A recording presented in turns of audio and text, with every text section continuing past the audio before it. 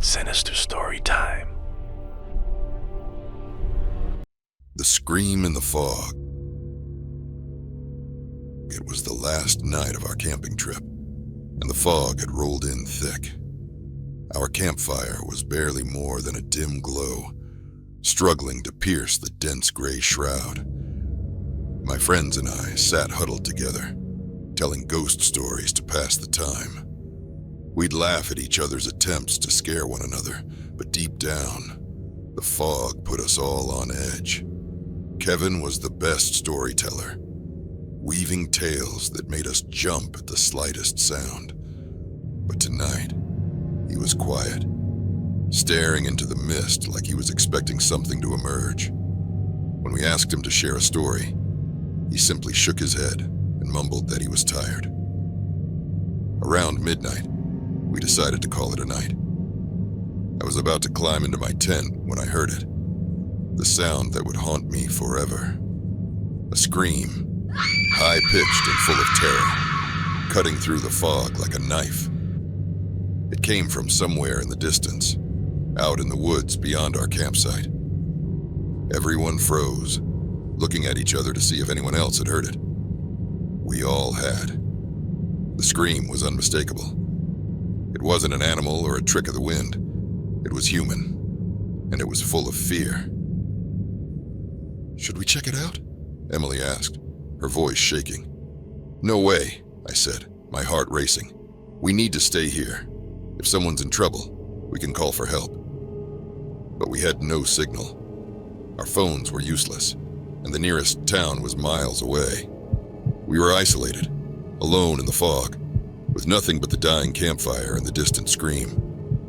Kevin stood up, his face pale in the firelight. "I'm gonna check it out," he said, his voice oddly calm. "I'll be back soon." "Are you crazy?" I snapped. "You can't go out there. It's too dangerous." But Kevin was already walking into the fog, his flashlight casting a narrow beam that quickly vanished into the gray.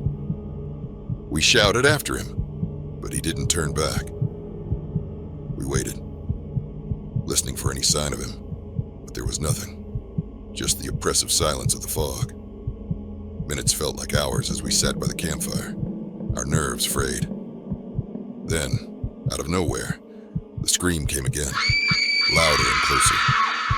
It was Kevin's voice, filled with agony and fear. He was in trouble, and we had no idea where he was. We grabbed our flashlights and ran into the fog, shouting Kevin's name. But the more we searched, the more lost we became. The fog swallowed our voices, and the trees seemed to close in around us. It felt like we were running in circles, never getting closer to finding him. Finally, we stumbled back to the campsite, defeated and terrified. The campfire was out, and the fog was thicker than ever. But what we saw next chilled us to the bone.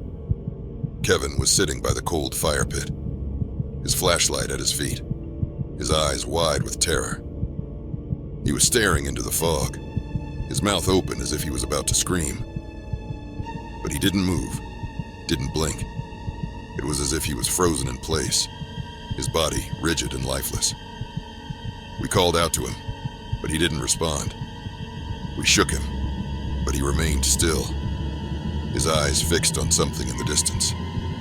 And then, we saw it.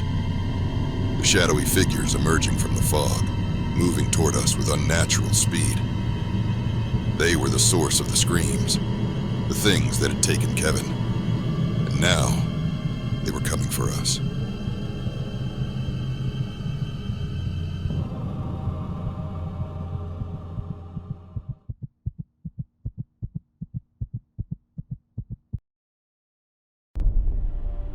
Sinister Story Time.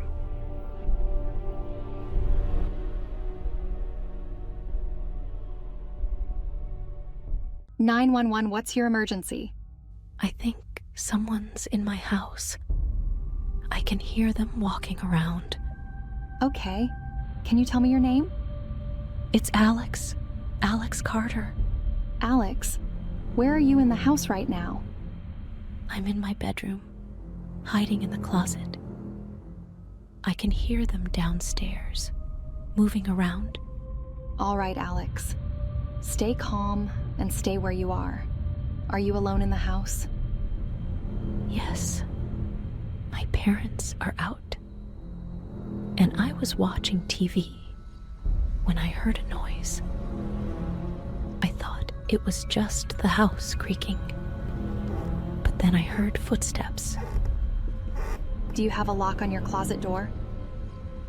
No, I'm just holding it shut. Okay. Keep quiet and don't move.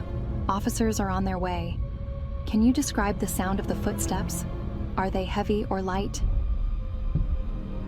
They're heavy. It's like someone's wearing boots. I heard them in the living room, then the kitchen. Now they're in the hallway. They're getting closer. Alex?